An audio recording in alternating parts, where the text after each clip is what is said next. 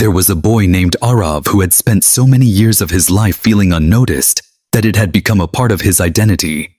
Not just something he experienced, but something he believed about himself.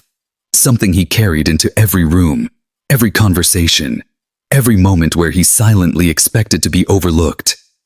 And the strange thing about being invisible is that it does not always come from others ignoring you.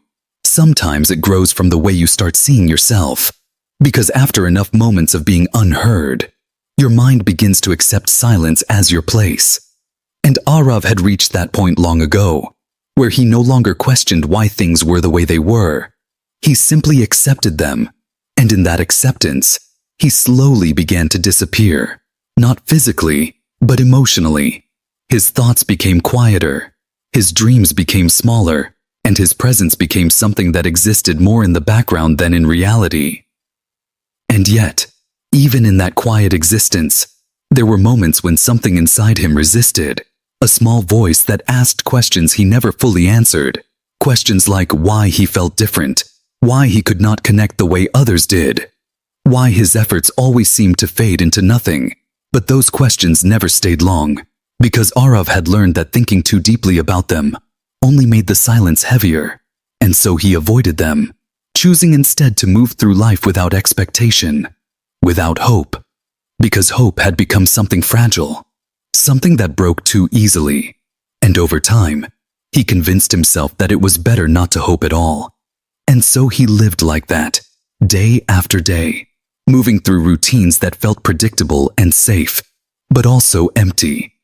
Until one day, something small happened that should not have mattered, but somehow changed everything. It was an ordinary day, like any other, filled with the same quiet moments and the same unnoticed presence, until a teacher asked a question in class, and for reasons Arav himself did not fully understand, he felt an impulse to raise his hand. Not because he was confident, not because he expected anything different, but because something inside him wanted to try, even if just once. And as his hand slowly lifted, there was a brief moment of possibility, a moment where things could have gone differently. But before he could speak, a voice interrupted, casual and dismissive. "Sir, isko kya pata hoga?" Followed by a few quiet laughs that quickly filled the room. And just like that, the moment ended, the opportunity disappeared, and everything returned to normal. But inside Arav, something did not return to normal this time, because instead of feeling the usual embarrassment or sadness, he felt something deeper, something heavier, a kind of emptiness that did not hurt loudly, but quietly, steadily, as if something inside him had finally given up completely. And that evening, he found himself on the rooftop again, sitting alone under the open sky, a place that had become his escape. Not because it solved anything, but because it gave him space to exist without expectations. And as he sat there, looking at the vastness above him, he felt smaller than ever, as if his entire life was just a tiny, insignificant part of something much larger. And for a long time, there was nothing but silence. The same silence he had always known. But this time, it felt different. Not empty, but full, as if something was waiting within it. And for the first time, Arav did not try to avoid his thoughts. He allowed them to come. Allowed himself to feel everything he had been holding back. The loneliness, the confusion, the quiet pain of never feeling enough. And without even realizing it, he whispered, "Why am I like this? Why does no one see me?" And the moment those words left him, something shifted, something subtle but undeniable, because in that silence, he felt a presence, calm, steady, filled with a kind of peace that did not feel like his own. And slowly, a voice emerged, not loud, not overwhelming, but clear enough to be real. "You are not invisible."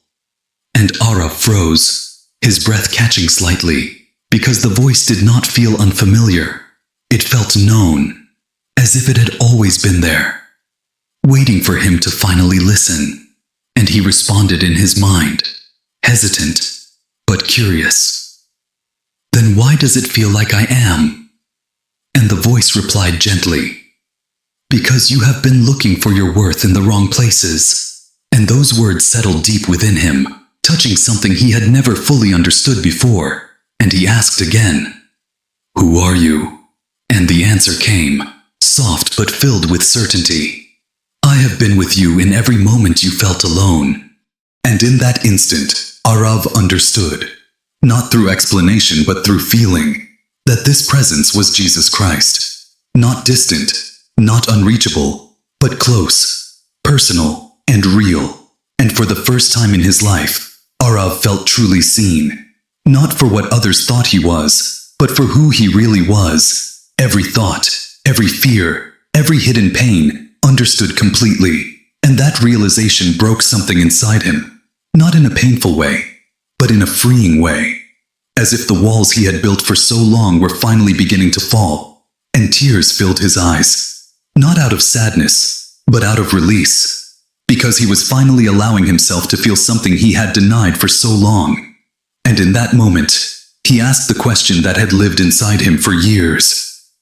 If you see me, then why does no one else? And the answer came with a quiet strength. Because your value was never meant to be defined by them. And those words changed everything. Not instantly, not visibly, but deeply. In a way that reshaped how he saw himself and the world around him. And from that night on, something began to change within him. Slowly, quietly, but steadily. Because Arav no longer depended on others to feel seen. He carried that truth within him. A truth that gave him strength even in moments of doubt. And as days turned into weeks, he began to rebuild himself. Not for attention. Not for validation, but because he finally believed that he mattered. And in moments when fear returned, because it always does, he would remember that presence, that voice, those words, you are not invisible. And they would ground him again, reminding him of a truth that could not be taken away. And slowly, the boy who once avoided every opportunity began to face them. Not perfectly, not without fear. But with courage. Real courage. The kind that exists even when fear is still there. And then one day, an opportunity came that would test everything he had learned. A chance to stand in front of others, to speak, to be visible. And for a moment, the old doubts returned. The old voice that said, you are not enough. But this time, it was not alone. Because alongside it was another voice. Calm and steady, reminding him, I am with you. And Arav took a deep breath, and instead of stepping back, he stepped forward. And as he stood there, he realized something powerful, that even if the world still chose not to see him, it would not change who he was, because he had already been seen by someone who mattered more than the world itself. And as he began to speak, his voice was not perfect, but it was real. And that made all the difference, because for the first time, he was not trying to prove anything. He was simply being himself. And as he spoke, something shifted in the room. The same people who once ignored him were now listening. Not because he had suddenly changed overnight, but because he had finally allowed himself to be seen. And when he finished, there was silence, followed by applause. But Arav did not focus on the applause, because his victory was not in being noticed by others. His victory was in understanding that he had never been alone. And as he walked away, he felt something he had never truly felt before. Peace. A quiet, steady peace that did not depend on circumstances. And from that day on, even when life became difficult again, as it always does, Arav never returned to the boy who felt invisible, because now he carried something greater within him. A truth that could not be taken away. That even in silence, even in darkness, even when the world looks away, he is still seen, still known, still guided. And his story is still unfolding for something far greater than he can imagine. And that truth became his strength. his identity, and his purpose. A truth that stayed with him no matter where he went. Because once you truly understand that you are seen by something greater, you no longer fear being unseen by the world. And that is the kind of transformation that does not just change a moment, it changes an entire life forever.